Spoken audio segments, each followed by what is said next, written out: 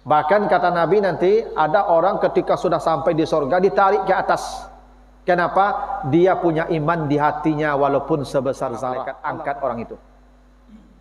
Ini hebatnya iman tuh Pak. Walaupun sebesar zarah. Surga itu levelnya kan tidak satu. Nah banyak level surga itu kita memilih. Mau level yang mana? Ingin yang paling tinggi, jangan minimalis. Bikinlah maksimal pula ibadahnya. Tahu siapa yang bersungguh-sungguh dan siapa yang bersabar menghadapi ketaatan itu. Untuk taat tidak mudah Pak, tidak mudah untuk jadi taat. Gangguannya banyak, godaannya besar. Percayalah Pak Ibu.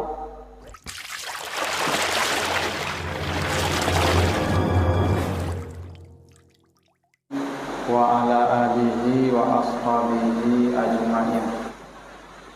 Bapak, ibu-ibu, kaum muslimin, jemaah salat subuh yang dimuliakan Allah, kembali kita bersyukur kepada Allah atas segala karunia-Nya. Alhamdulillah pada pagi hari ini kita kembali dikumpulkannya di majlis zikir yang penuh berkah ini. Salawat dan salam untuk Nabi kita Muhammad sallallahu alaihi wasallam. Bapak Ibu yang saya muliakan, pagi ini kita akan bahas surat Al-Ma'arij. Ya, surat yang ke-70, surat Al-Ma'arij, mulai ayat yang ke-19 sampai ayat yang ke-35. Ini agak panjang ayatnya. Kalau tidak selesai pagi ini, kita lanjutkan di pertemuan berikutnya. Di mana di surat Al-Ma'arij ayat 19 sampai 35 ini Allah menyebutkan manusia yang selamat dari kerugian, baik kerugian dunia maupun kerugian akhirat. Bahkan di penutup ayat itu kata Allah, ulaika fi jannatim mukramun. Mereka kelak akan ditempatkan Allah di surganya dengan penuh kemuliaan. Nah, tentu semua kita Bapak Ibu, harapan terbesar kita bahagia di surga, masuk ya ke surga Allah. Dan Allah telah menunjuki jalannya. Apa jalan yang membawa kita ke surganya dengan kemuliaan itu. Dan itulah tuntunannya yang disebutkan dalam surat Al-Ma'arij ayat yang ke-19 sampai ayat yang ke-35. Kita baca ayatnya, ayat yang ke-19 dulu. A'udzubillahi minasyaitonirrajim. Innal insana khuliqa halu'a iza massahu syarru jazu'a wa iza massahul khairu manu'a illal musallin. Tuh ayat yang ke-22-nya kita baca dulu sampai di situ. Kata Allah, sesungguhnya manusia itu diciptakan Allah dalam keadaan halu'a. Jadi kata Allah, manusia itu diciptakan dalam keadaan halu'a. Kalau di terjemahan, arti halu'a itu disebutkan berkeluh kesah. Ya, halu'a. Tapi halu'a itu langsung dijelaskan Allah. Apa itu halu'a? Kata Allah, iza massahu syarru jazu'a. Bila manusia itu ditimpa kesulitan, maka dia berkeluh kesah. Ya, tidak tenang, berkeluh kesah. Iza massahul khairu manu'a. Bila dia mendapatkan kebaikan, kaya dia kikirnya minta ampun. Nah, itulah halu'ah. Kalau dia sulit hidupnya, susah hidupnya, dia berkeluh kesah. Tapi kalau senang hidupnya, kaya dia, kikir dia. Itu yang dinamakan halu'ah. Jadi manusia punya sifat buruk. Sifat buruk itu namanya halu'ah. Waktu sempit bermasalah, waktu lapang bermasalah juga. Itu manusia itu Pak. Sempit masalah, lapang masalah juga. Itu namanya halu'ah. Nah itu semua manusia begitu kata Allah. Karena kata al-insan itu maknanya istighraq. Semua manusia punya sifat itu. Tapi ada hal yang menarik Bapak Ibu, ketika Allah menciptakan manusia dengan sifat buruk halu'a, Allah tidak menyebutkan dirinya yang menciptakan. Allah tidak mengatakan, ya, innal insana khalaqtuhu halu'a. Sesungguhnya manusia saya ciptakan berkeluh kesah, bukan. Allah tidak mengatakan saya ciptakan. Tapi kalau manusia diciptakan dalam sifat baik untuk beribadah misalnya, itu pakai aku itu. Wa ma khalaqtul jinna wal insa illa liya'budun. Dan saya tidak menjadikan manusia kecuali untuk beribadah. Kalau manusia yang baik sifatnya beribadah, maka saya ciptakan. Kira-kira begitu Pak. Dan saya tidak menciptakan jin dan manusia. Apa saya Pak? Ada pelakunya namanya fa'ilnya, saya. Kenapa? Karena sifat manusia menyembah. Baik. Tapi kalau sifat manusianya keluh kesah, diciptakan. Beda Pak, bukan saya ciptakan. Diciptakan berkeluh kesah. Karena sifatnya buruk. Inilah menjadi isyarat Bapak Ibu, bahwa hal-hal yang buruk-buruk tidak boleh dinisbahkan kepada Allah. Itu orang beriman begitu Pak. Yang baik-baik dinisbahkan kepada Allah. Yang buruk-buruk tidak boleh dinisbahkan kepada Allah. Itu kenapa ketika Allah menyebutkan orang yang mendapat nikmat, maka Allah hadir sebagai pemberi nikmat. Siratal ladzina an'amta alaihim. Jalan yang engkau beri nikmat mereka. An'amta, yang engkau beri nikmat. Tapi yang dimarahi, jalan orang yang dimurkai, tidak ada engkaunya. Ghairil maghdubi alaihim. Tidak jalan yang dimurkai. Allah tidak mengatakan ghadibta alaihim, yang engkau murkai, tidak, yang dimurkai. Kenapa? Karena murka itu sesuatu yang buruk dan tidak boleh dikaitkan dengan Allah. Tapi nikmat sesuatu yang baik, maka dikaitkan dengan Allah. An'amta, engkau beri nikmat. Kalau marah, bukan engkau marahi, dimarahi atau dimurkai. Nah, ini adab kita kepada Allah begitu Pak. Jadi kalau ada yang baik-baik, maka semua datang dari Allah. Kalau ada yang buruk, jangan hubungkan kepada Allah, kepada kita saja. Nah, itu kenapa ketika sifat manusia itu taat, khalaqtu al-jinna wal insa. Tapi ketika sifat manusia diciptakan dalam sifat negatif, khuliqa halu'a, diciptakan berkeluh kesah. Ini itu Pak ya. Jadi manusia ni Pak Ibu, sifat aslinya, kalau dia mendapatkan keburukan, dia bergejolak. Pusing bakal panjang saya Pak. Panik bakal panjang saya. Nah, kan ada orang tu Pak, asal sobok jawab, syeng, syeng. Itu namanya halu'a tu Pak. Tidak ada tanangnya lah.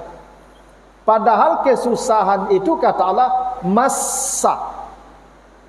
Masa itu gini Pak Ibu, ada bahasa Al-Quran itu asaba, ditimpakan. Itu asaba Pak Ibu, dijatuhkan sesuatu di atas, ditimpakan kepadanya, itu asaba. Ya, yang ditimpakan itu namanya musibah. Ada lamasa, lamasa itu dipegang begini. Makanya yang membatalkan wudu itu lamastum. Begini. Ada yang massa, massa itu begini. Jadi massa itu sekejap, dikit, itu massa. Itu makanya Maryam ya, ketika diberitahu akan hamil, dia kaget, bagaimana bisa saya hamil? Walam yamsasni basar. Jangankan sentuhan yang begini, sentuhan yang begini pun tak ada laki-laki ke saya. Kira begitu Pak maknanya. Padahal kata Allah, kesusahan yang menimpa dia bukan menimpa, menyentuh dikit saja.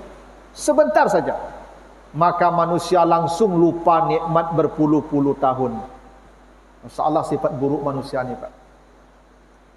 Baru sehari sakit baru Pak, lupa nikmat sehat bertahun-tahun Pak. Itu sifat asli manusia tu Pak. Makanya ceritanya Nabi Ayub tu Pak, ketika dikasih penyakit, kurang lebih ada yang mengatakan 8 tahun dia sakit, yang sampai habis seluruh daging dan kulitnya, ya, diisolasi, ya, di tempat terpencil, tidak boleh dikunjungi orang. Semua istrinya kabur, semua anaknya mati, semua hartanya habis. Ada istrinya satu yang menjaga dia, yang menyuruh dia berdoa kepada Allah untuk minta disembuhkan Allah. Wahai suamiku, berdoalah engkau kepada Allah agar Allah memberikan engkau kesembuhan. Apa kata Nabi Ayub kepada istrinya? Saya malu berdoa kepada Allah. Kenapa? Belum sebanding ini dibandingkan nikmat yang panjang yang sudah kita lalui. Nah, itu ciri orang beriman itu begitu Pak. Nah, kalau manusia enggak, sedikit saja ditimpa susah, lupa dia kebaikan-kebaikan yang Allah berikan kepadanya sekian puluh tahun lamanya. Itu sifat aslinya begitu. Ini yang membuat hati tidak tenang. Sedikit dapat susah, langsung berkeluh kesah. Kalau dia mendapatkan khair itu bisa jadi maknanya harta yang banyak. Karena dalam Al-Quran, khair itu digunakan untuk makna harta. Misalnya kata Allah, wa innahu lihubbil khairi lasyadid. Nah, khair di situ maksudnya harta, uang. Atau di surat Al-Baqarah 180 kata Allah, bila kamu mati meninggalkan harta, kematian sudah terasa dekat, intaraka khairan alwasiyatu lil walidan wal akrabin. Jika hartamu ada, berwasiatlah kepada kerabat. Nah, itu khair di sana maknanya harta, uang. Jadi kalau dia mendapat harta yang banyak, manusia itu kikir. Ini manusia ini pernah terjadi pada Qarun. Qarun dulu ketika miskin, minta didoakan Musa supaya kaya, supaya dia bisa membantu orang miskin. Begitu kaya, fabagha alaihim. Sombongnya minta ampun, kikirnya minta ampun, Pak. Ya. Itu pernah terjadi pada Sa'labah juga begitu. Ketika miskin, meminta ke Nabi untuk jadi kaya, didoakan Nabi kaya, setelah kaya menjadi kikir. Memang begitu sifat manusia ini, kikir. Kecuali kata Allah yang tidak akan berkeluh kesah dan tidak akan kikir ketika dapat nikmat, al-musallin, orang yang salat. Tapi tidak semua orang salat. Siapa yang salat yang selamat dari halu'a tadi? Allazina hum ala salatihim daimun, orang yang salatnya berkekalan. Nah, bagaimana salat berkekalan ini Pak? Kita akan salatnya 5 waktu cuman. Ya. Kan habis salam selesai kan? Kan salat itu perbuatan, ucapan yang dimulai dengan takbir dan diakhiri dengan salam. Berarti kalau salam berakhir. Tapi kata Allah, salatnya tidak berakhir-berakhir. Salatnya daimun. Salatnya terus-menerus. Di mana maksudnya kita salat terus-menerus Pak? Apakah kita di atas sajadah ini terus sampai sore ini? Kata Allah, yang selamat dari berkeluh kesah, yang selamat dari yang kikir, orang yang salatnya terus-menerus. Apa maksud salat terus-menerus ini Pak? Jadi kita salat di atas sajadah ini Pak, itu hanya menghidupkan mesin zikir. Setelah salam, salat kita tidak boleh berhenti. Tak boleh berhenti. Salat itu harus tampak di luar sajadah ini. Ada orang salatnya hanya di atas sajadah, di luar sajadah salatnya hilang. Putus salatnya. Apa maksudnya itu Pak? Tadi kata Allah, manusia kalau diberikan susah berkeluh kesah. Kecuali yang salatnya berkekalan. Begini Bapak Ibu, kalau salat tadi apa yang dibaca pertama? Allahu Akbar. Itu kan? Kan tu pertama kali Pak kita mau berdiri kan bacanya Allahu Akbar, tu rukun, takbir ihram namanya. Allah Maha Besar. Allah Maha Besar. Kalau orang berkeluh kesah, tanda dia lupa Allahu Akbar yang dia ucapkan dari itu. Maka salatnya putus.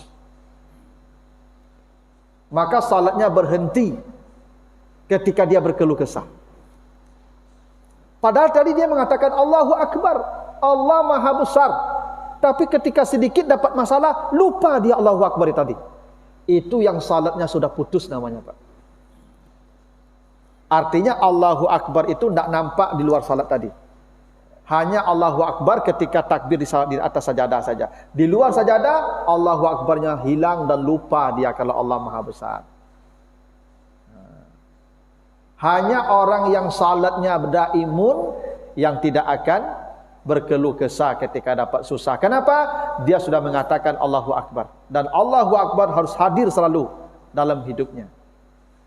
Makanya filosofi salat itu hebat, Pak. Apa hebatnya? Bapak Ibu berdiri, Allahu Akbar. Bapak Ibu ruku, Allahu Akbar. Bapak Ibu sujud, Allahu Akbar. Dan hidup kita ini seperti salat. Hidup kita ini seperti salat. Ada kalanya di atas, ada kalanya turun, ada kalanya tersungkur kita. Hidup begitu, Pak. Ada masa jaya, ada masa turun, surut, tapi ada masa kita jatuh serendah-rendahnya, Pak. Tapi orang yang salat, apapun keadaannya, Allahu Akbar selalu hadir. Jaya dia, hebat dia, tinggi dia, Allahu Akbar, tak sombong dia. Turun, surut, Allahu Akbar juga, tak mulai gelisah. Bahkan terjatuh pun ke tanah, Allahu Akbar tetap hadir. Itu filosofinya takbir itu, Pak. Ya, orang yang salatnya berkekalan itulah yang tidak akan berkeluh kesah ketika ditimpa musibah. Saya kemarin cerita, Pak, ada ya jamaah saya datang ketemu saya dan minta maaf. Pak Ustaz, mohon maaf ya kalau ada yang salah-salah selama ini. Iya, Pak, sama-sama. Jadi dia tuh sakit, Bapak Ibu. Masya Allah, sudah setahun lebih sakit. Dan semua dagingnya habis, Pak. Tinggal gimana, tinggal apa nama tuh, kulit pembalik tulang, Pak. Habis semua dagingnya, Pak. Mohon maaf sampai juikunya, Pak, tak ada berdaging sakit Allah. Persis tengkorak. Masya Allah, Pak. Tapi ketika itu dia berkata, Pak Ustaz, alhamdulillah, hamba bahagia dengan kondisi yang seperti ini. Kenapa? Mungkin dulu ketika saya sehat, banyak yang haram masuk ke tubuh saya. Sekarang Allah telah mengambilnya. Dan saya tahu setiap daging yang tumbuh dari yang haram itu neraka tempatnya. Maka Tuhan sayang kepada saya, dicabut semua yang akan mengantarkan saya ke neraka. Mudah-mudahan kalau saya dipanggil Allah nanti, tidak ada lagi daging haram yang ada di badan saya. Masya Allah, Pak. Itu bukti manusia yang ketika sulit tidak berkeluh kesah. Kenapa? Salatnya daimun, Pak. Dia ingat Allah. Itu buktinya, Pak. Kalau orang biasa tu, Pak, itu mungkin lain kecil, Pak. Baalah kok mau dekwan aku payah bana aku bilo ke mati deh, Pak. Orang yang salatnya daimun begitu. Tidak akan terpengaruh dengan kesulitan-kesulitan karena Allah selalu hadir bersamanya. Itu yang salat daimun. Nah, kenapa orang salatnya daimun tidak akan kikir? Kan ada begitu ya, kalau ditimpa kebaikan kikir dia. Karena orang salat tadi takbir di awal, di akhir apa? Salam. Assalamualaikum. Assalamualaikum. Orang yang salat itu orang yang peduli dengan orang yang kanan kirinya. Orang yang selamatkan orang yang ada di dekatnya. Bagaimana mungkin orang yang salat kikir, Pak Ibu? Sementara tadi dia memperhatikan orang yang di sekitar dia dengan salam. Mustahil orang kikir setelah salat. Kalau ada orang rajin salat tapi kikir, berarti putus assalamualaikumnya setelah salam tadi. Assalamualaikumnya tidak hadir dalam kehidupannya. Makanya hebat salat nih Pak. Itu kenapa saya katakan Bapak Ibu, ibadah yang kita kerjakan ini bukan hanya sebatas ritual-ritual dah. Dia harus tampak dalam hidup. Puasa, imsak kau menahan diri. Simbolnya menahan makan, minum dan berhubungan suami istri. Tapi yang ditahan itu sebetulnya keegoan kita, ambisi kita, syahwat kita. Jangankan mengambil punya orang, milik kita di rumah kita, tidak ada orang tidak kita sentuh kalau tidak waktunya. Orang yang puasanya benar, begitulah sifatnya dalam hidupnya. Kadang-kadang kita puasa itu bulan Ramadan saja Pak. Di luar Ramadan putus puasa kita. Inilah yang disebut Nabi, banyak orang puasa tapi hasilnya haus dan lapar. Kenapa? Karena puasanya tidak berpengaruh dalam hidupnya. Imsaknya hanya di luar Ramadan, di luar Ramadan tidak ada imsaknya. Mungkin habis baterai mungkin Pak. Ya, putus-putus. Nah itu maksudnya Bapak Ibu ya, manusia akan terhindar dari sifat hanu'a bila manusia salatnya itu daimun, ya. Lalu berikutnya kata Allah, wallazina fi amwalihim haqqum ma'lum.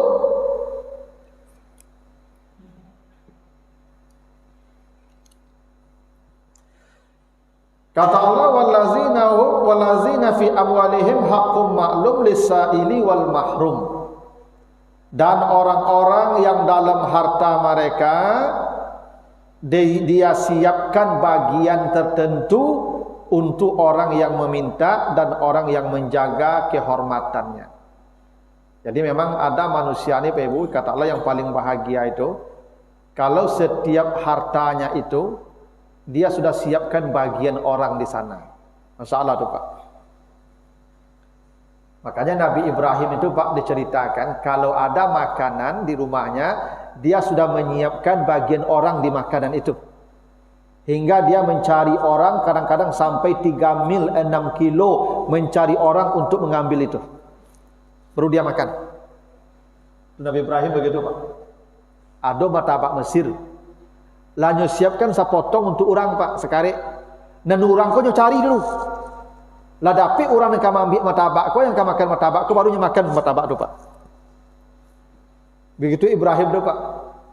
Itu makanya dalam sebuah riwayat dikatakan dalam kitab Ihya Ulumuddin, Ibrahim itu tidak pernah tidur di malam hari kecuali dia sudah memberi makan pada orang di hari itu antara 10 sampai 100 orang. Memang begitu Pak, hebatnya. Jadi setiap harta yang kita peroleh, tolong siapkan bagian orang di situ. Allah sebut begitu ya. Kalau kamu ingin, maka kata Allah ya fi jannatin mukramun. Kalau kau ingin ya mendapatkan surga Allah yang mulia itu. Tapi hebatnya tadi Pak, antara salat yang daimun dengan berbagi harta itu ternyata sedekat, sepaket ya Pak, berdekatan dia. Jadi salat itu juga tidak ada gunanya Pak kalau kepedulian kita tidak ada. Kepedulian saja tidak salat juga tidak ada gunanya Pak. Ini satu paket nih. Makanya aqimus salata wa atuz zakah itu sepaket. Ya, allazina yuqimunas shalah wa mimma razaqnahum yunfikun, sepaket Pak. Salat dan infak itu sepaket. Salat dan zakat itu sepaket. Salat dan itu apa namanya itu ya hakun maklum itu sepaket. Ini menjadi bukti Bapak Ibu, kesalehan kita tidak hanya bersifat personal dengan Allah, tetapi juga bersifat sosial. Nah, makanya ada sebuah cerita Bapak Ibu ya. Ini cerita Allahu alam, kalau orang mengkritik ini apa namanya, ini bahagian dari ada-ada ya kita ambil hikmahnya sajalah. Dulu pada masa Nabi Musa, konon katanya ada seorang ahli ibadah. Dia itu sudah menghabiskan waktunya berpuluh tahun beribadah di sebuah tempat kosong, tidak ada orang di sana, hingga dia khusyuk beribadah dan tak bergaul dengan manusia. Ingin beribadah dengan khusyuk. Ketemu Musa, Musa, engkau kan menghadap Tuhan ya, tolong tanyakan ke Tuhan nanti ada hambanya di sana yang siang malam beribadah menghadap kepada Tuhan. Tolong tanyakan kepada Tuhan, saking sibuknya dia beribadah, dia tidak sempat bergaul dengan manusia, dia dapat surga yang mana? Baiklah, Musa datang menghadap Tuhan, ditanyakanlah oleh Musa, ini ada hamba engkau di sana bertahun-tahun menyendiri beribadah, hingga dia tidak mengenal manusia karena asyik beribadah. Dia dapat surga yang mana? Kata Allah, itu dia masuk neraka. Masalah Pak ya. Ternyata dia masuk neraka. Oh, ketemu Musa, Pak Musa kecik Tuhan. Ya kecik Tuhan, engkau masuk neraka. Kajuitnya Pak. Ini nak seladangan engkau Musa. Enggak cik Musa. Ya batu masuk neraka cik. Ayolah. Besok kamu sobok engkau je Tuhan balik. Tolong sampaikan ke Tuhan. Apa itu? Andai saya ditakdirkannya masuk neraka, cukup saya mewakili semua manusia masuk neraka. Datang Musa lagi ketemu Tuhan. Tuhan, itu hamba engkau itu surga atau neraka? Kata Tuhan, dia masuk surga. Berubah langsung Pak. Dia masuk surga. Apa makna cerita itu? Ketika dia bangga mengatakan saya sibuk beribadah siang malam, tidak bergaul dengan manusia, kata Allah neraka. Tapi ketika dia berkata cukup saya mewakili orang masuk neraka, surga. Apa maknanya Pak Ibu? Ibadah kita yang banyak tidak akan berguna di sisi Allah kalau kepedulian dengan sesama itu tidak ada. Makanya salat dan zakat itu sepaket. Itu makanya Bapak Ibu di surah Al-Mudaththir ayat yang ke-40 sampai 43, ketika penduduk neraka ditanya, "Ma salakakum fi sakar?" Kenapa kalian masuk neraka? Apa jawaban mereka? Lam naku minal musallin wa lam naku nut'imul miskin. Pertama, kami tidak salat, yang kedua kami tidak memberi makan orang miskin. Sepaket Pak? Pertama, kami tidak salat. Andai salat pun tidak selamat juga, karena kami tidak memberi makan orang miskin. Kan sepaket Pak. Makanya memberi makan ini amal yang besar. Makanya dalam sebuah hadis sahih Nabi mengatakan ittaqin nara walau bisiki tamrah. Kalau ada orang bersedekah memberi makan walaupun separuh, bukan sebiji korma, separuh korma. Separuh korma itu dia kasih makan orang, maka ditutuplah pintu neraka untuknya. Hebat ya Pak. Ya, itu kenapa kata Allah di surat Al-Muluk, di surat Al-Insan, ya, ayat 8 sampai 12. Ada manusia yang paling bahagia nanti di padang mahsyar, wajahnya cerah, riang gembira, saat manusia wajahnya pucat pasi masam karena berdiri 50.000 tahun. Apa amalnya yang membuat dia bahagia di padang mahsyar itu? Wa yut'imunat ta'am ala hubbihi miskinau wa yatimau wa asira. Di dunia dia senang memberi makanan kepada orang miskin, anak yatim dan orang-orang yang kesusahan. Nah, hebat tuh Pak. Nah, itu makanya kata Allah, yang berhak masuk surga itu di samping salatnya permanen, jauh dari sifat halua, dia menyiapkan bagian tertentu dalam hartanya kepada yang meminta-minta atau kepada yang menjaga kehormatan diri. Jadi orang miskin ini ada dua Pak. Ada orang miskin itu namanya as-sa'il, yang suku minta-minta. Jadi kalau ada orang minta-minta, ya agelah. Bahkan kata Nabi, kalau ada orang datang meminta kepadamu, walaupun datangnya membawa onta, berilah. Berilah. Onta aku sama jo Innova. Ada orang bawa Innova, tapi minta sedekah. Maka kata Nabi, kasih. Mungkin yo Innova ada beli minyak tak ada loh. Ya bisa jadi begitu Pak. Ini pakai Innova Pak, tapi beli minyak tak ada. Sudahlah, pergilah. Kau jawab kan dah, tak sedekah joto. Ya. Kata Nabi, walaupun naik onta kasih. Walaupun meminta-minta tu tak dipuji. Ya. Kata Nabi, orang yang suka meminta-minta itu nanti di hari kiamat dibangkitkan Allah tanpa daging di pipinya. Jadi kalau ada orang nampak nanti di akhirat Ibu di padang mahsyar tak ada daging pipinya loh, tengkorak saya, itu tanda peminta-minta di dunia. Memang tak dipuji minta-minta tu. Ya. Minta-minta tu tak dipuji oleh Allah. Tapi kalau ada yang minta-minta, kata Allah apa? Wa ammas sa'ila fala tanhar. Yang minta-minta jangan kau anggap sampah, berilah kalau dia minta. Berilah. Yang minta-minta itu beri. Atau ada orang miskin mahrum, dia tidak mau minta-minta tapi dia miskin. Ini namanya al-afif, ya, al-muta'affif, orang miskin yang menjaga harga diri dari meminta-minta. Kata Nabi nanti ada 3 umatku yang pertama masuk surga. Jadi 3 umatku yang pertama digiring masuk surga, kata Nabi. Satu di antara yang 3 itu afifun muta'affif, orang miskin tapi tak pernah mau meminta-minta kepada orang. Dia bekerja mencukupi kebutuhannya, berusaha, berapa dapat dia syukuri dan dia tidak mau minta-minta. Kalau dikasih orang dia terima, tapi meminta tidak. Itu orang pertama yang masuk surga, Pak. Orang miskin tapi tidak mau meminta-minta. Masya Allah, hebatnya ajaran agama kita nih, Pak. Nah, di lampu merah itu, Pak, kan banyak apa itu, Pak? Ya kan, macam-macam ragamnya manusia di lampu merah itu, Pak. Itu miskin, tapi ada 2 kategori itu. Ada yang meminta-minta saya, Pak. Mau bawa kaleng cik, ya Pak. Yo toko-toko kacau orang tu minta ayo kaleng. Itu namanya sa'il, yang minta. Ya kasihlah kalau ada. Tapi ada yang mahrum, dia miskin, tapi nyojua tisu, nyojua sapu lidi. Maka bapak belilah sapu lidi dia walaupun tak butuh, itu sedekah kita ke dia. Kita ini Bapak Ibu membeli sesuatu jangan karena butuh. Tapi kadang kita membeli karena ingin bersedekah kepada dia yang butuh.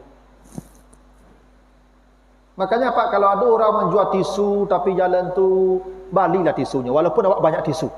Kenapa? Dia miskin tapi dia tak mau meminta. Dia jual sesuatu. Itu namanya mahrum. Itu dihormati Allah dia. Maka namanya mahrum. Mahrum itu dikata haram. Dari kata haram itu ada kata hormat. Orang yang mahrum itu terhormat. Orang yang minta-minta itu tidak terhormat. Kenapa? Dia tangannya di bawah. Tangan di bawah itu rendah. Tapi kalau dia jual sesuatu, beli. Walaupun kita tidak butuh, itu sedekah dia. Sedekah kita ke dia kerana dia butuh, tapi dia tidak mau minta-minta. Ada manusia begitu Pak di dunia ni, tidak mau minta. Saya pernah lihat Pak, ada bapak-bapak Masya Allah menjual asam limau kape Pak, limau puri apa tu Pak. Asam pun dia jual Pak, siapa nak Bali tu Pak. Kau ada kau dijual, kau ada Bali mana barang kau dapat tu Pak. Ada orang bagi piti Pak, akai cik beliau nak ambo menggalih, balilah gali ambo. Begitu dia menjaga harga diri Pak. Ini soal harga diri ni Pak. Kan bisa saja dia terima kan, tapi tak, dia beli barang saya, ambillah. Baru kasih uangnya. Nah, tapi ada orang yang hobi dari ketik Pak, sampai gaib meminta-minta. Itu ya, pengemis-pengemis itu Pak, bukan karena cacat, bukan karena tak mampu, karena malas banyak juga. Ya Pak, banyak yang pemalas tu. Makanya kadang-kadang Pak Ibu, saya kalau anak-anak muda yang kuat, yang berotot, ya Pak ya, itu kerajonya Pak, apa orang Pak tu nyo geko-gekon jo apa nama tu Pak, bulu ayam. Itu kadang saya kelason saja. Kenapa? Ya karena untuk mendidik dia juga supaya bekerja keras. Itu kerjaan orang yang dalam tanda kutip pemalas itu, atau kerja memang yang tak mampu bekerja. Tapi kalau yang masih berotot-otot, nah itu pekerjaannya Pak. Karena perintah Al-Quran, i'malu inni amilun, bekerjalah kalian karena aku, kata Nabi, bekerja keras. Nabi itu bekerja keras Pak, dari ketik ke balo kambiang, bujang manggaleh. Nabi itu pekerja keras. Ya. Nabi itu tidak orang yang hidupnya ya menerima pemberian orang tu Pak. Walaupun tinggal Nabi dengan Abu Talib, tapi sajak ketik Nabi itu mencari piti itu Pak, membantu kehidupan paman beliau. Nah itu kenapa Allah mengatakan orang yang diberi itu 2, as-sa'il wal mahrum, baik yang meminta ataupun yang tidak meminta, yang menjaga harga dirinya. Pak? Yang Oh ya, yang pertama para syuhada. Nah, kan 3 manusia yang pertama digiring ke surga ya. 1 para syuhada yang mati di medan perang. 2 afifun muta'afif, orang miskin yang tidak pernah meminta-minta. Dan yang ketiga, orang yang dibawa kendali orang, tapi ahsana ibadatahu, tapi ibadahnya melebihi orang yang mengendalikan dia. Ibadahnya. Dulu ada budak namanya Pak. Budak ini Pak, dia milik orang. Dia disuruh-suruh orang ke mana-mana. Bahkan orang sudah tidur, tuannya sudah tidur, dia masih bekerja. Kalau budak ini seperti binatang. Tapi budak yang di bawah kuasa orang, ibadahnya melebihi tuannya yang berkuasa. Tuannya ini Pak, tinggal duduk memerintah saja. Ini dibebani sekian perintah, tapi ibadahnya kepada Allah tidak berkurang dari yang beri perintah. Apa maksudnya Ibu? Ada orang yang punya beban hidup berat, tapi ibadahnya tidak berkurang dari orang yang hidupnya bebannya tidak berat. Ini, ibu tidak punya anak, rajin ke Mas Haji. Ibu banyak anaknya, tapi bisa aja sama ke Mas Haji. Ibu tidak punya anak atau ibu yang tidak punya banyak anak itu masuk surga lebih dulu tuh. Ya, lebih dulu dia masuk surga itu. Kenapa? Karena beban hidupnya berat. Harusnya alasannya untuk beribadah itu banyak, tapi dia tidak ada alasan dia untuk tidak beribadah. Ada orang miskin rajin ke Mas Haji. Ada orang kayo rajin ke Mas Haji. Yang kayo aku dulu kok. Ya Pak, kenapa? Orang miskin rajin ke Mas Haji, urusannya tidak banyak dia. Yang diurusnya tidak banyak. Orang kaya urusannya banyak. Dia sama-sama rajin ke masjid, yang satu banyak urusan, yang satu tidak ada urusan. Tentu yang banyak urusannya rajin plus nilainya A, dia dulu ke surga. Itu makanya kata Nabi, ada orang kaya yang mendahului orang miskin lagi masuk surga.